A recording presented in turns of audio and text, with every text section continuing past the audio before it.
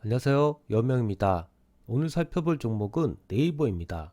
이 네이버가 최근에 많이 오르면서 어제는 8% 이상 급등을 하게 되었는데요. 기관과 외국인까지 매수를 하면서 수급 상황도 굉장히 좋아 보입니다. 먼저 차트 분석을 통해서 네이버가 과연 살만한 상황인지 먼저 체크해 보도록 하겠습니다. 일봉 차트에서 먼저 확인해야 될 부분은 이 고점을 이은 하락 추세선이었습니다. 처음에 이 추세선이 1차 기울기의 추세선이 있었고 2차 기울기의 추세선, 그리고 마지막으로 3차 기울기의 추세선이 있는데, 이 추세선들을 돌파하는 움직임이 나왔을 때 매수 포인트가 된다고 말씀드렸는데, 현재는 이 기울기를 돌파를 한 상황이고 이렇게 박스권에서 횡보를 하고 있는 상황입니다. 결국에는 이런 박스권을 돌파할 때 상승 추세로의 변환이 이루어진다고 볼 수 있는데, 현재 저희가 매수가 유효한 포인트는 이 박스권 하단이 되겠죠.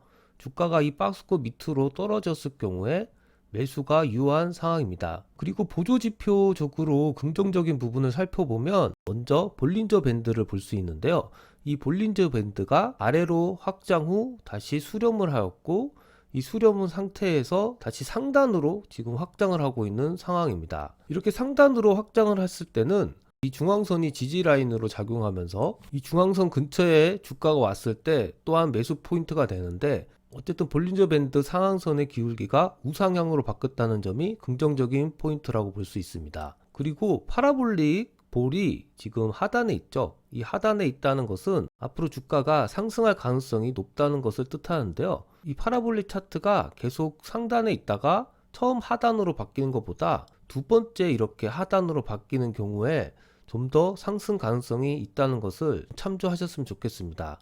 그래서 두 번째 긍정적인 포인트라고 볼 수 있겠죠. 세 번째로는 스토캐스틱 차트를 볼 수 있는데요. 이 스토캐스틱 차트가 K가 D 위에서 이렇게 상향을 하고 있습니다. 그리고 이 K의 값이 35 정도 되고 있는데, 이 K의 값이 50 밑에서는 매수 포인트라고 볼 수 있는데, 이렇게 스토캐스틱이 우상향하고 있을 경우에 앞으로 주가가 상승할 가능성이 높다고 또한 보는 거죠. 이렇게 세 가지의 보조 지표들이 앞으로 주가가 상승할 가능성이 높다고 나타내고 있는데요. 차트적으로는 상당히 좋은 상황이라고 분석할 수 있습니다. 다만 이동평균선들이 이렇게 역배열이 되어 있다는 부분이 조금은 아쉬운 포인트인데요. 이 차트의 흐름상 조만간 수렴을 할 것 같고요. 그리고 다시 정배열로 바뀌면서 상승할 가능성이 높으니까, 이렇게 역배열일 때 좀 많이 하락하는 날 매수의 기회라고 생각하시고 조금씩 사 모으시면 좋을 것 같습니다. 그리고 제가 예전에도 강의 드렸던 내용 중에 하나인데, 바닥 매매 기법이라는 게 있습니다. 그 매매 기법이 뭐냐면 21선과 61선의 이격도가 이렇게 벌어진 상황에서 이 개파락 양봉이 출현했을 경우 상승할 가능성이 높다고 얘기를 했었는데, 네이버도 이날이죠. 1월 28일 날 개파락 양봉이 출현하면서 바닥 매매 매수 포인트가 발생하였습니다. 그래서 앞으로 상승 가능성이 높고, 이 바닥 매매 기법에서 이날의 시초가죠. 29만 7천 원이 지지선으로 작용한다고 했습니다. 그래서 이 29만 7천 원을 깨지 않는 한 계속 들고 가시면 된다고 말씀드렸습니다. 만약에 29만 7천 원이 깨진다면 어느 정도의 수량은 좀 줄여야겠죠. 그래야 또 새로운 기회를 잡을 수 있으니까요. 어쨌든 전반적인 차트 분석을 봤을 때는 당분간 이런 박스권을 그리면서 좀 횡보를 할 것 같고요. 그래서 박스권 하단에서 조금씩 사 모으는 전략으로 이 네이버를 가져가셨으면 좋겠습니다. 네이버가 워낙 유명한 기업이긴 하지만 재무제표를 한번 간단히 살펴보면은 이 매출액이 계속 증가를 하고 있고요. 영업이익 또한 계속 증가를 하고 있습니다. 보시는 것처럼 증가하는 폭이 상당히 큰데요. 거의 매출액이 1조씩 늘고 있죠. 그리고 영업이익 또한 1000억씩 계속 늘고 있습니다. ROE를 봤을 때도 7 이상이니까 양호한 편이고요. 그리고 부채 비율도 지금 50 이하로서 상당히 좋은 재무 구조를 갖고 있습니다. 다만 이제 2021년 PER을 보면은 52, 47을 기록하다가 갑자기 3으로 바뀌었죠. 그리고 나서 지금 2022년 예상이 31로 되어 있는데, 이 당기순이익이 이렇게 갑자기 늘어나면서 이 PER이 좀 왜곡이 있었습니다.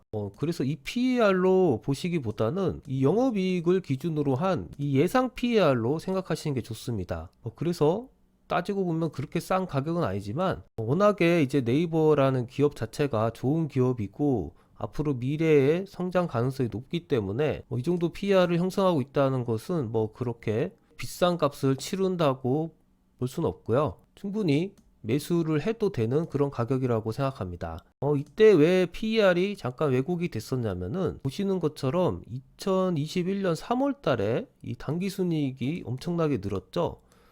이렇게 갑자기 당기순이익이 증가하는 경우에는 어떤 자산을 처분하거나 어떤 뭐 이벤트가 발생했다는 것인데 2021년 3월에 포괄 손익계산서를 좀 살펴보면 당기순이익이 이렇게 15조가 는 것을 볼 수 있습니다. 지배주주 지분을 판 돈이 이렇게 들어온 것인데요. 최근 영역을 살펴보면은 2020년 12월에 이 라인을 뉴욕과 도쿄 증시에서 상장 폐지를 시키면서 이 지분이 들어온 게 아닌가 이렇게 생각이 됩니다.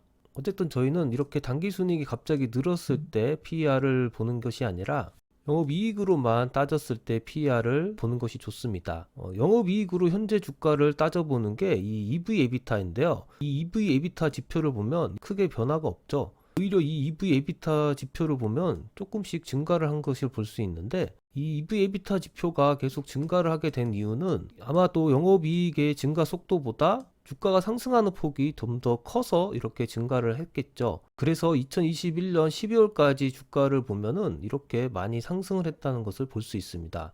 그래서 월봉으로 봤을 때는 최근 2년 동안 이 주가가 많이 상승을 했기 때문에 조금은 더 하락할 가능성이 있다고 보시고 적극적으로 이 주식을 뭐 지금 당장 다 사기보다는 분할 매수를 한다고 생각하시고 조금씩 사시는 방향으로 접근하시는 게 좋을 것 같습니다. 이 네이버 회사에서 서비스를 하고 있는 부분을 잠깐 살펴보면은 현재 포털 서비스를 하고 있고요. 그 다음에 메신저 플랫폼인 라인이 있습니다. 한국에서는 카카오톡을 많이 쓰지만 일본이나 동남아에서는 라인을 많이 쓴다고 합니다.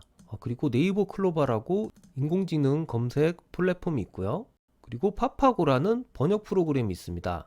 이 자동 번역을 하는 프로그램인데 인공신경망 번역 기술이 적용됐다고 합니다. 뭐 이런 것들이 앞으로 미래의 기술로서 더 성장 가능성이 있는 기술이라고 볼 수 있죠. 그 다음에는 웨일이라는 웹브라우저가 있는데 아직까지는 뭐 큰 성공은 하지 못하는 것 같고요. 그 다음에 네이버 지도도 사람들이 많이 쓰죠. 그리고 브이라이브라는 영상 콘텐츠도 제공하고 있고요. 네이버 웹툰도 사람들이 상당히 많이 이용하고 있는 서비스인데 월간 사용자 수가 1800만 명에 이른다고 합니다. 상당히 매출이 많이 나오고 있는 그런 서비스고요. 그리고 스노우라는 AR 카메라 서비스가 있습니다. 스노우도 3억 9천만 다운로드를 돌파했다고 하니까 여기서도 상당히 많은 매출이 나오는 것을 볼 수 있습니다.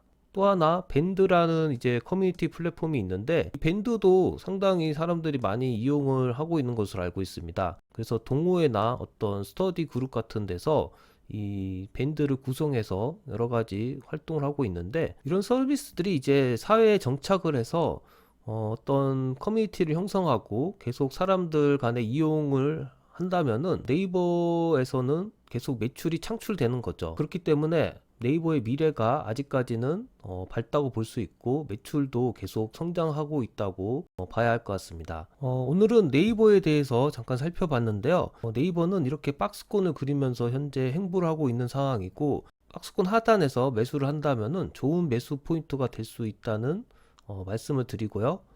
그리고 최근에 외국인과 기관도 지금 매수를 시작했으니까 수급 상황도 굉장히 좋은 상태라는 것을 말씀드리겠습니다. 그래서 한 번에 다 산다기보단 분할 매수로 주식을 모아가는 쪽으로 전략을 세우셨으면 좋겠습니다. 이상으로 방송을 마치겠습니다. 감사합니다.